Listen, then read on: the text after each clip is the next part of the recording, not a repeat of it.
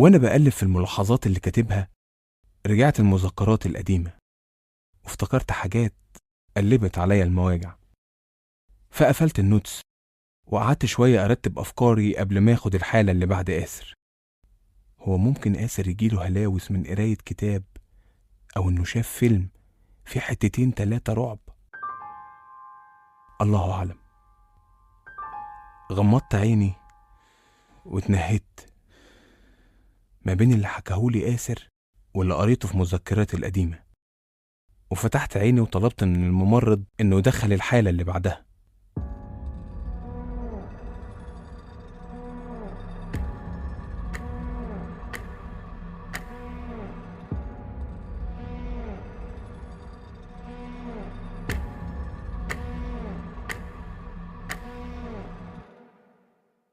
بعدها بيوم رحت للعيادة في معادي واستقبلني الممرض كالعادة. اعتذر لي إن في واحد امبارح ساب معاه ورقة ليا قبل ما يمشي من العيادة، وهو نسي إنه يديهالي. أخدت من الممرض الورقة وكانت مطربة نوعا ما. الورقة لونها أصفر زي ورق الكتب القديمة بتاع زمان، وسألته شكلها عامل كده ليه؟ مكتوب فيها إيه؟ عرفني إنه ما فتحهاش لأن شكلها غريب أصلا. كان شكله إيه؟ فسألته الراجل اللي ساب الورقة دي كان شكله إيه؟ وعامل إزاي؟ نعرفه ولا أول مرة يجيلنا؟ وفين أبليكيشن المريض والحالة؟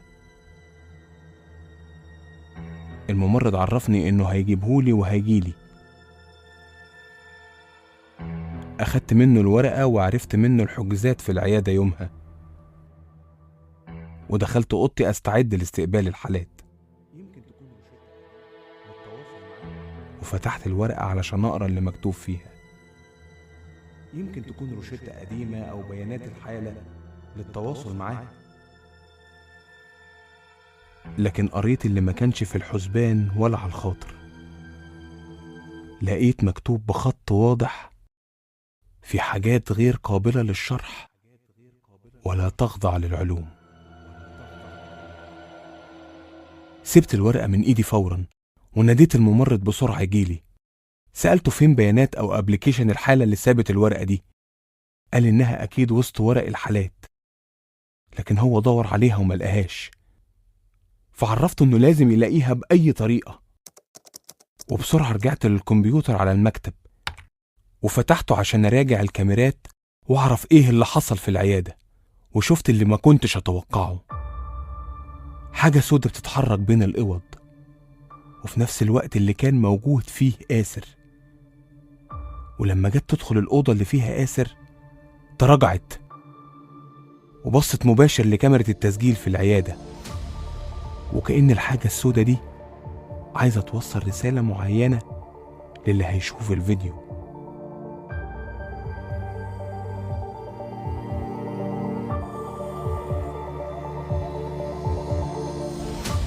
تملكت أعصابي على قد ما قدرت، وتأكدت من التوقيت في الفيديو إنه ده نفس الوقت اللي كان موجود فيه آسر. ورجعت الفيديو شوية عشان أعرف ملامح الراجل اللي كان موجود وساب الورقة للممرض. لكن للأسف ملامح الراجل مش واضحة لأنه كان لابس كاب على راسه. أكيد مقصودة مش مجرد صدفة. ندهت تاني على الممرض أسأله عن الابليكيشن وعن الراجل ده. عرفني إنه كان مستني مع حالة تانية، وإنه جه يستعجلني لما اتأخرت في حمام العيادة يوميها. وبعد ما خرجت من الحمام ورجعت لأوضة الكشف هو قام وكان شكله متضايق، واداله الورقة إياها ومشي على طول. فرجعت أسأله عن الابليكيشن الخاص بالحالة. عرفت منه إنه كأنه فص ملح وداب، وإن الابليكيشن مش موجود ودي غلطته وهيحاول يدور عليه مرة تانية. تملكت أعصابي تاني علشان ما اتعصبش على الممرض، وهو ممكن ما يكونش له ذنب، وطلبت منه يدور عليها بعناية علشان الموقف ده هنحتاج فيه عناية الله.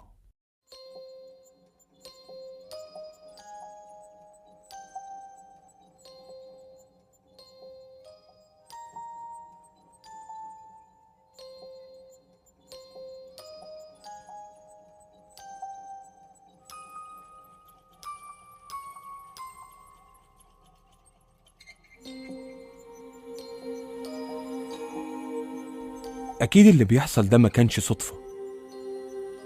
صحيح آسر مشي من العيادة وهو مطمن واليوم يبان خلص، لكن يومها خبط على باب عقلي حاجات كتيرة غامضة ومثيرة. انت طلعتلي منين بس يا آسر؟ لما سافرت سوهاج كل هدفي اني اساعد آسر في معرفة فك طلاسم الطيف، واساعد نفسي وداوي جرح ليا قديم. علشان كده ما كنتش متردد اني اسافر ومعايا الكتاب.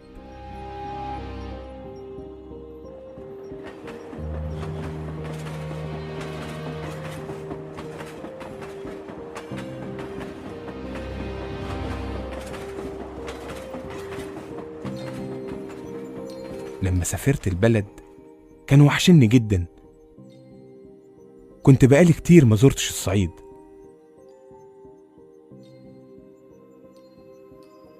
دخلت بيتنا، ريحة البيت بتفكرني بكل ذكرى حلوة.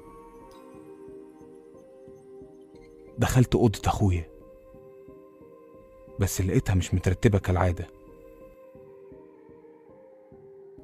ورحت على أوضة بابا. شفت سجادة الصلاة موجودة في مكانها. كنت بحاول استغل الفرصة في اني افتكر كل حاجة حلوة كانت الدنيا واخداني عنها ونسيها.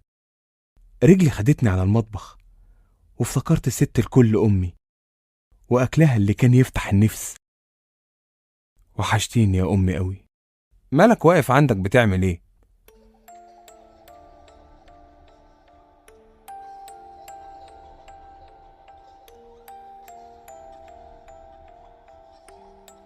كانت الدنيا واخداني عنها ونسيها. وحشتيني يا امي قوي.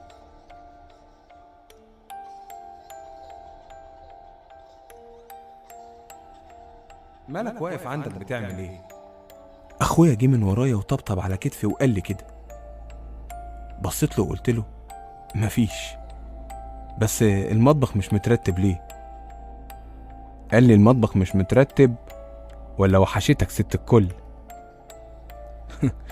ضحكت له وقلت له يعني ما وحشتكش انت كمان؟ ساعتها خدني من دراعي وقال لي وحشانا كلنا، يلا علشان تاكل لقمة وبعديها ترتاح.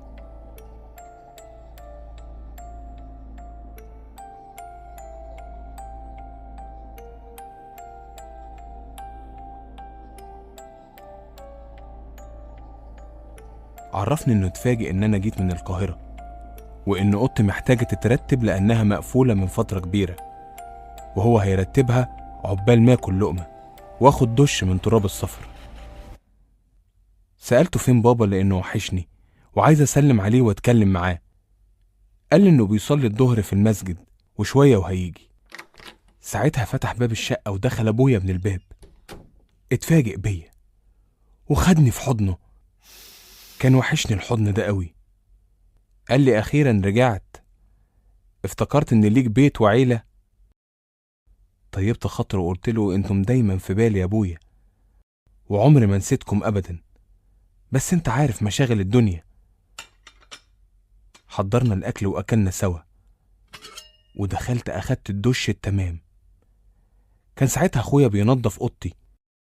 خرجت من الحمام على الاوضه على طول علشان اترمي على السرير. هل كان تعب؟ ونمت يومها نوم عميق. صحيت بالليل على صوت الموبايل بيرن ولقيت آسر هو اللي بيتصل.